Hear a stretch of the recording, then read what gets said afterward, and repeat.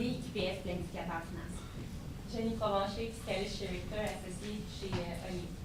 Étienne Dufour, fiscaliste chez Mallette à Trois-Rivières. Régent Perruy, conseiller en fiscalité chez Raymond Chabot Grant Thornton. Cécile Durand, fiscaliste Raymond Chabot Grant Thornton de Montréal. Allez-y. Bonjour à vous. Merci d'être présent aujourd'hui. Laissez-moi tout d'abord vous présenter notre équipe chargée de votre dossier suite au mandat que vous nous avez octroyé pour l'analyse de votre situation fiscale actuelle. À ma droite, Mme Laura Kim-Demel et à ma gauche, M. Philippe Hudon. Voici tout d'abord un bref aperçu de la présentation, du déroulement de la présentation. Premièrement, nous allons aborder les préoccupations de M. Légaré. Ensuite, nous allons enchaîner avec la situation fiscale de la société pour s'attarder ensuite à la situation fiscale de M. Légaré. Ensuite, la transmission de l'entreprise et le salaire, par la suite, le salaire de M. Brodeur, soit par le biais d'un actionnariat ou autre avantage. Et nous aborderons l'automobile de M. Brodeur et nous terminerons par une conclusion. Passons maintenant aux préoccupations de M. Légaré. Considérant qu'il y a eu plusieurs erreurs dans votre déclaration fiscale précédente, notre équipe en a fait une priorité de vous fournir l'information juste et sur votre situation fiscale actuelle. Ensuite, comme tout bon gestionnaire, M. Légaré avait comme préoccupation principale de réduire son fardeau fiscal, soit personnel ou de sa société. Ensuite, comme l'entreprise est une compagnie familiale et qu'elle en est à sa deuxième génération et qu'on prépare le transfert pour une troisième, la valeur familiale est une priorité au sein de notre équipe et nous avons accordé une importance particulière tout au long de la présentation sur cet aspect. Ensuite, nous avons aussi considéré l'augmentation de salaire ou avantage que M. Légaré tient à offrir à M. Brodeur, compte tenu que celui-ci représente un élément clé au sein de l'entreprise. Nous terminerons ensuite par une brève et je passe maintenant la parole à ma collègue Laura Kim-Demel. Donc, merci Charles. Premier élément abordé aujourd'hui, on va vous parler de la situation fiscale de la compagnie. Le premier élément, en fait, là, qui a vraiment attiré notre attention, c'est le crédit d'impôt à l'investissement. On s'est rendu compte qu'il n'y avait aucun crédit d'impôt de demander, alors qu'il y avait beaucoup de dépenses là, considérables auxquelles on aurait pu porter une attention particulière. Premièrement, au niveau des matériaux, de la main-d'œuvre, de l'assurance et des équipements, des frais qui ont été défrayés cette année, en fait, c'est des montants considérables qui sont admissibles, en fait, au crédit d'impôt à l'investissement. C'est évident, présentement, on n'avait pas beaucoup d'informations au niveau du pourcentage d'utilisation au niveau des activités de recherche et développement. Très important que ça corresponde à au moins 90 % pour que ce soit admissible. Ensuite de ça, il y avait 4 chercheurs qui travaillaient à temps plein au niveau des activités de recherche.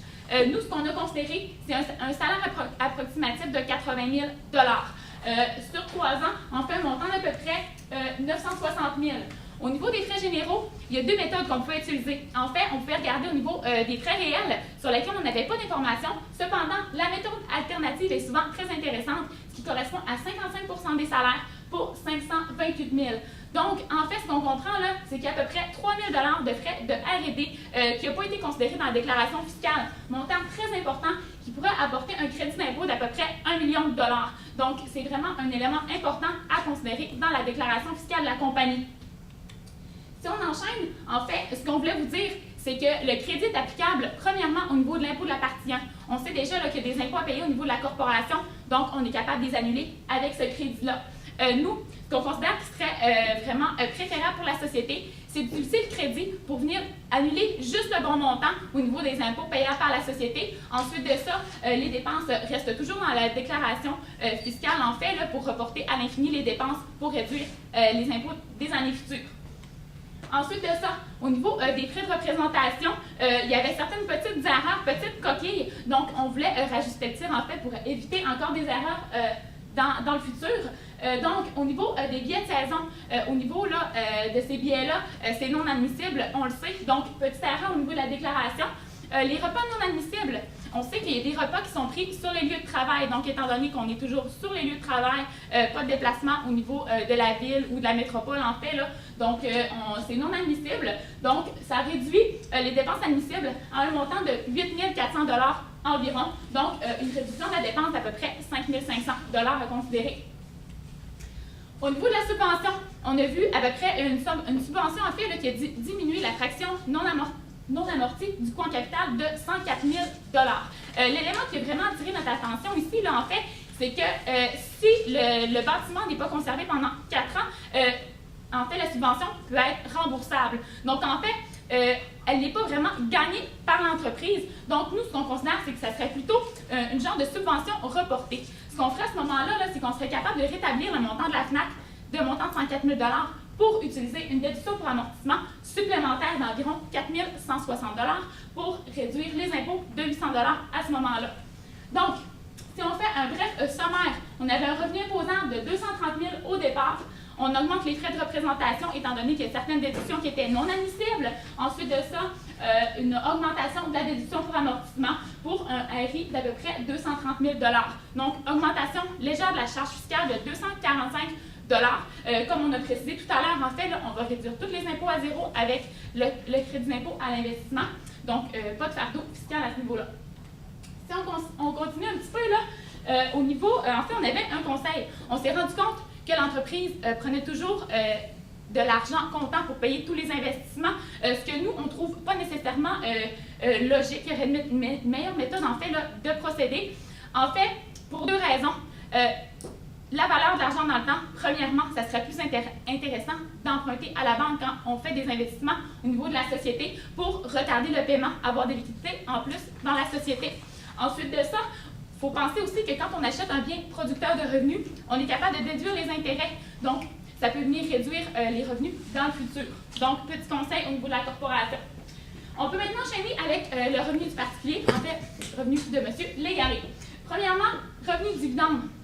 On sait qu'on verse des dividendes à un enfant mineur, c'est-à-dire le fils de M. Légaré, d'un montant d'à peu près 4 000 par année. Cependant, c'est M. Légaré qui a payé lui-même les actions de son fils. Donc, application des règles d'attribution qui fait en sorte que le dividende majoré va être considéré dans la déclaration de revenus de M. Légaré. Au niveau des revenus de location, c'est un petit peu le même problème. En fait, c'est que l'immeuble locatif a été payé en entier par M. Légaré. Et dans le fond, la portion attribuable à sa femme va être tout de même imposable dans les mains de M. Légaré, donc à ne pas oublier. Au niveau des frais de déplacement, ça c'était considéré dans, en fait, là, les dépenses de location. Ce qu'on a pensé, c'est qu'on n'était pas certain, en fait, si ça pouvait être considéré comme raisonnable par l'ARC plutôt. Donc, c'est évident que l'ARC pourrait avoir des doutes. On ne veut pas avoir de surprise, donc c'est certain, on devrait avoir plus d'informations à ce niveau-là. Mais c'est 6 des dépenses. On ne sait pas, en fait, le kilométrage au niveau du déplacement pour aller à l'immeuble locatif, en fait, là. Mais pour être sûr de ne pas avoir de surprise, là, on a considéré que ça ne s'appliquait pas. Donc, un impôt d'à peu près 5 047 à ajouter. Ce qu'on tient à mentionner aussi, ce qu'il ne faut pas oublier, c'est que la conjointe, en fait, a des revenus très, très, très faibles. En fait, donc, il ne faut pas oublier aussi qu'on est capable de transférer les crédits d'impôt personnels dans la déclaration de M. Légaré. Autre considération, on sait que, en fait, M. Légaré là, voudrait peut-être revendre des bouteilles de vin dans le futur, des bouteilles de vin qui prennent de la valeur assez rapidement. Ce qu'il ne faut pas oublier là, dans les déclarations futures, en fait, c'est que s'il y a de la vente fréquente de bouteilles de vin, il ne faut pas oublier que ça va être du revenu d'entreprise exploité activement et non du gain capital, donc imposition un petit peu plus élevée à considérer dans le futur. Donc, je vais passer la parole à mon collègue Philippe. Merci, Raquel. Donc, vous nous avez aussi souligné que vous vouliez vraiment aider votre fille à avoir accès à l'actionnariat ainsi qu'un intéressement de salaire à votre directeur sur M. Brodeur. Donc, tout d'abord, vous nous avez aussi mentionné que votre père avait, lui, eu accès à la réduction pour gain capital. Donc, de prime abord, j'ai vraiment pris le temps de vous expliquer qu'est-ce qui en ressort à ce niveau-là. Donc, tout d'abord, on a dû statuer si vos actions de votre entreprise étaient des actions admissibles de petite entreprise. Ils doivent tout d'abord correspondre à 3 critères. Le premier critère étant que 90% des actifs sont exploités activement lors du moment de la vente. Donc, lors de nos calculs avec votre bilan, on a vraiment pu constater que vous respectez ce critère. Par ailleurs, le 50% des actifs exploités activement sur une période des 2 derniers exercices. Effectivement, aussi, vous respectez ce critère. Le troisième critère, et non le moindre, la compagnie doit être une société, une SPCC et durée de détention de 2 ans. Par ailleurs, cependant, la déduction pour capital sera de 375 000 pour l'exercice 2013. En 2014, le montant montera jusqu'à 400 000 $. Si vous utilisez la déduction pour gain en capital, il est important aussi de prendre en considération l'impôt en main remboursable, qui fera en sorte que vous n'aurez pas aucun impact fiscal dans l'année, mais que vous aurez un certain montant d'impôt minimum à payer qui sera remboursable sur une période de 7 ans suivant cette période. Donc, au niveau du transfert de l'entreprise, on a vraiment voulu faire un gel successoral à ce niveau-là. Je vous explique qu'est-ce qu'un gel successoral tout d'abord. Premièrement, le gel successoral nous permettra tout d'abord de faire une gel de la plus-value future des actions dans le temps. Donc, cette gel de la plus-value des actions pourra nous aider à connaître tout d'abord vos besoins financiers lorsque vous prendrez votre retraite. Comme on ne sait pas vraiment vos besoins financiers actuels et que vous n'êtes âgé seulement que de 45 ans, vous ne voulez que des avenues et des solutions pour éventuellement transférer l'entreprise à vos enfants, à votre enfant et à M. Brodeur. Donc, l'accès à l'actionnariat sera facilité si on fait un gel successoral, car la valeur des actions sera gelée dans vos actions de gel, que j'en reviendrai plus tard dans la prochaine diapositive. Et donc, vous pourrez émettre des nouvelles actions à un prix bien inférieur que la juste valeur présente de 2,5 millions de dollars. De plus, nous pourrons connaître l'impôt au décès et donc prévoir, ainsi de suite, une assurance vie qui pourra couvrir l'impôt au décès et donc ne pas laisser de fardeau fiscal à votre descendant, ce qui est vraiment pas souhaitable. De plus, comme on ne connaît pas le moment de retraite, justement, on va vraiment envisager toutes les avenues. Donc, je t'explique qu'est-ce qu'un roulement pour atteindre vraiment le gel successoral et ainsi acquérir vraiment l'actionnariat à votre fille et à M. Brodeur. Donc, nous allons transférer les actions ordinaires en actions de gel. Les actions de gel doivent contenir deux caractéristiques principales. Tout d'abord, elles doivent être non participatives et dans un deuxième temps, elles doivent être rachetables au gré du détenteur pour vraiment correspondre aux caractéristiques voulues. Et lors d'un roulement, il n'y aura aucun impact fiscal à ce niveau-là. C'est vraiment l'objectif recherché, minimiser les impacts fiscaux. Donc, au niveau du roulement, il y a deux articles qui nous permettraient vraiment d'optimiser le roulement pour ne pas avoir aucun impact fiscal. Pour faire l'article 85, tout d'abord, ça serait important parce que lorsqu'on a vraiment discuté avec vous, avec M. Légaré, on a pu constater seulement qu'il y avait des actions ordinaires. Donc, nous prenons dans l'optique qu'il n'y a que des actions ordinaires. Dans cette optique, on prend en considération qu'il serait bien de faire un changement des statuts constitutifs de la société pour bien entendu avoir les actions privilégiées nommées précédemment. Dans l'optique où nous faisons les changements statutifs de la société, nous pourrons faire l'article 85 qui nous permettrait de faire un roulement. Le roulement, nous allons transférer les actions ordinaires contre des actions de gel ayant les caractéristiques sur des actions privilégiées. Nous pourrons aussi émettre une contrepartie haute qu'en action dans l'optique où vous avez certains besoins financiers lors de votre retraite.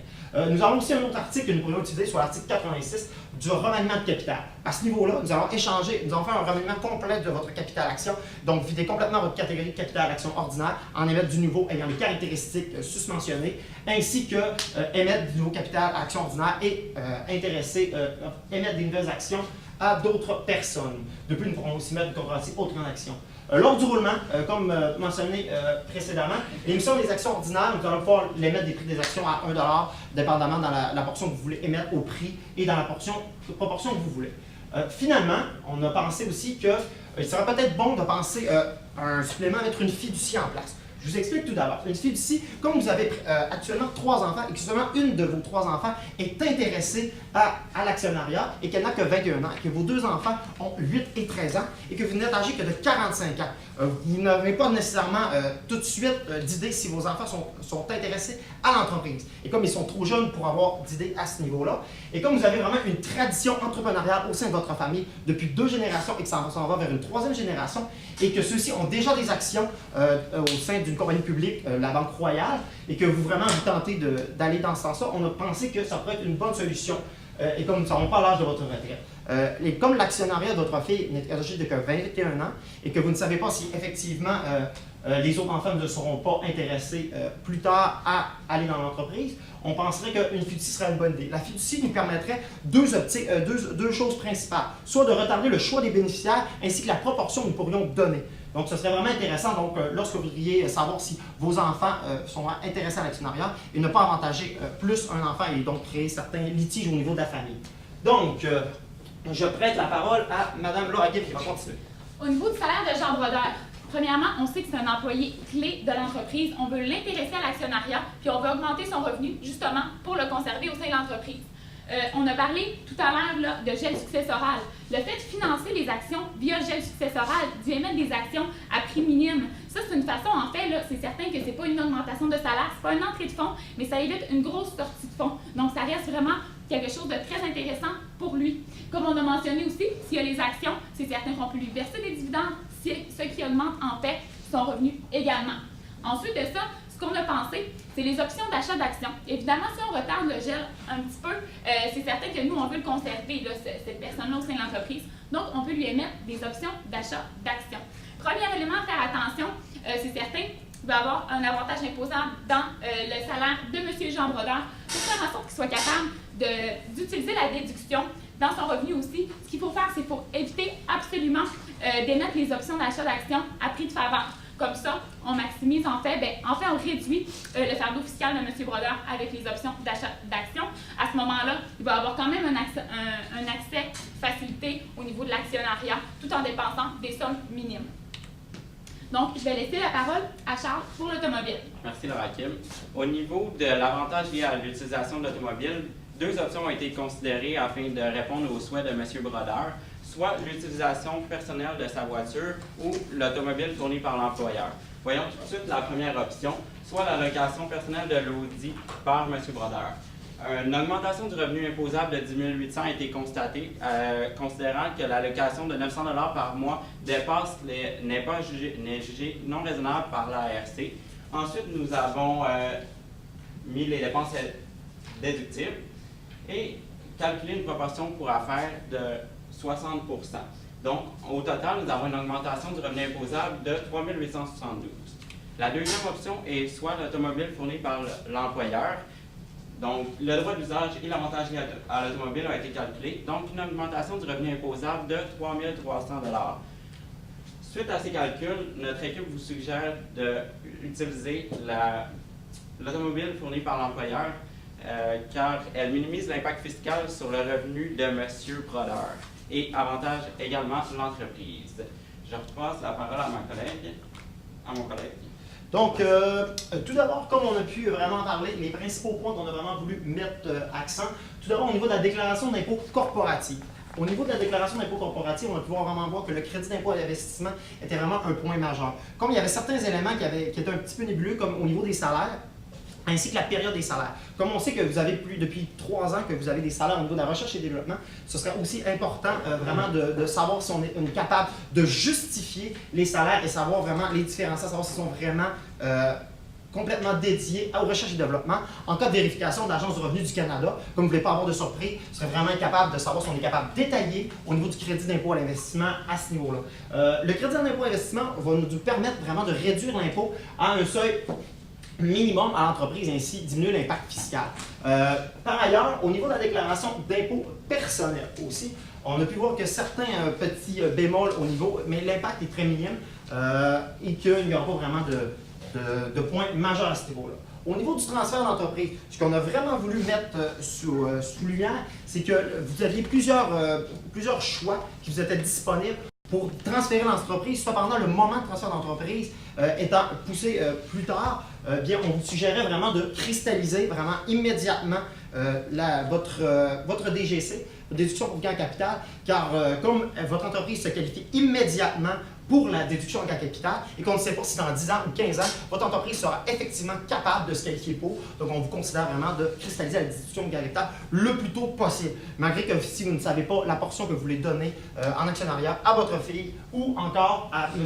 Brodeur. De plus, on a aussi passé en revue les intéressements à M. Brodeur, soit en option d'achat d'actions ou encore au niveau des actions dans l'entreprise. Et finalement, on a aussi analysé au niveau quel était le meilleur choix pour M. Brodeur.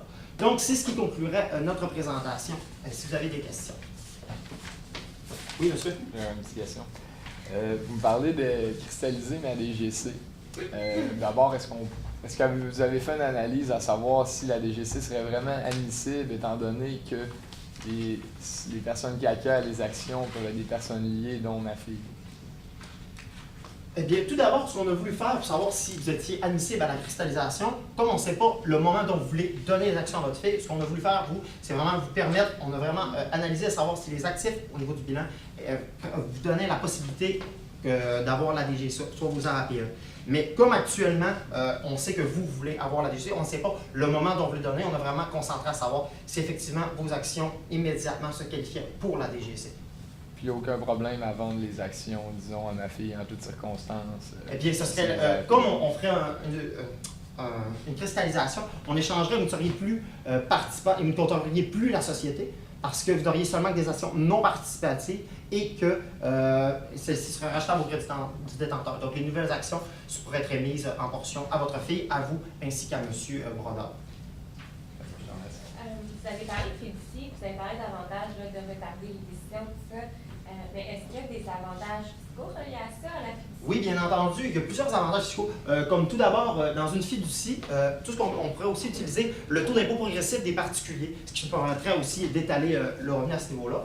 Par ailleurs, on pourrait aussi faire un emprunt pour l'achat des actions dans la compagnie au niveau de la fiducie, et donc les intérêts pourraient être déductibles dans la fiducie à ce niveau-là. Et puis, si on n'a pas besoin vraiment de sortir de l'argent, on peut le laisser dans la fiducie, et puis le taux d'impôt sera celui des particuliers, bien entendu.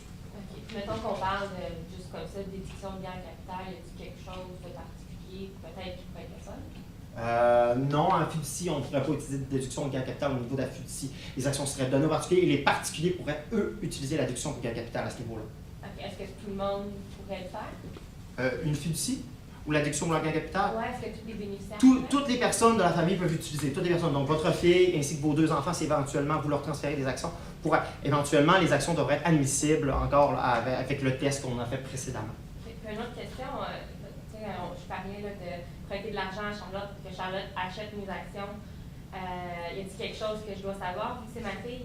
Eh bien, éventuellement, ce serait préférable que si on fait une cristallisation ou encore un geste cessoral, on pourrait donner on pourrait aider votre fille à acquérir des actions pour un coût beaucoup moins et donc pas donner de financement. Mais au niveau qu'il y aurait des financements à ce moment-là, il y aurait des règles d'attribution qui pourraient s'appliquer. Mais comme elle est majeure, il n'y aurait aucune règle d'attribution qui s'appliquerait à ce niveau-là. Si je fais un prêt, il n'y a pas de règle d'attribution? Il n'y aurait pas de règle d'attribution car elle est majeure. Okay. Moi, j'avais une question. Est-ce que c'est correct la manière dont je sépare ça avec ma femme, les revenus de location? Bien, en fait, ce qu'on avait parlé au niveau des revenus de location, vous parliez de faire 50 ce qu'on s'est rendu compte, là, c'est que c'est vraiment vos revenus à vous, M. Légaré, en fait, qui ont permis d'acquérir l'immeuble locatif. Là. Donc, à ce moment-là, étant donné que l'argent est sorti de vos poches, en fait, là, la totalité des revenus sont imposés dans vos poches. Même si c'est votre femme qui en encaisse la moitié, ça va toujours être imposable dans la déclaration de M. Légaré et non dans les poches de votre femme. Merci. Oui, au niveau de l'automobile, là, vous me dites que c'est plus avantageux pour M. Brodeur de verser une allocation. Est-ce que c'est aussi plus avantageux pour ma société? Est-ce que ça me coûte plus cher de fonctionner comme ça que ça pourrait coûter autrement? En fait, nous avons calculé l'avantage automobile en fonction du revenu de M. Brodeur pour minimiser l'impact fiscal. C'est au niveau de la société, la location à verser est de 900 $ par mois, donc elle est assez élevée. Est-ce qu'il y a quelque chose qu'on pourrait peut-être faire autrement qui serait plus avantageux? L'autre option à considérer est est-ce qu'on peut changer quelque chose, la location, parce que vous disiez que la location était non raisonnable, ça, y a quelque chose qu'on peut faire de mieux? Au niveau de la location, pour qu'elle devienne raisonnable selon les normes de l'ART, il faudrait qu'elle soit basée sur le kilométrage, en fonction du kilométrage, et respecter les normes, soit de 54 cents pour le premier 5000 km et de 48 cents pour le 5000 km, après 5000 km. Donc, dans ce cas-ci, la location deviendrait raisonnable, puis pourrait avoir un impact différent au niveau de la fiscalité. Donc, comme un peu raisonnable. Si je peux un peu compléter mon collègue, en fait, là, on s'est vraiment attardé aussi sur l'impact fiscal. Ouais, merci.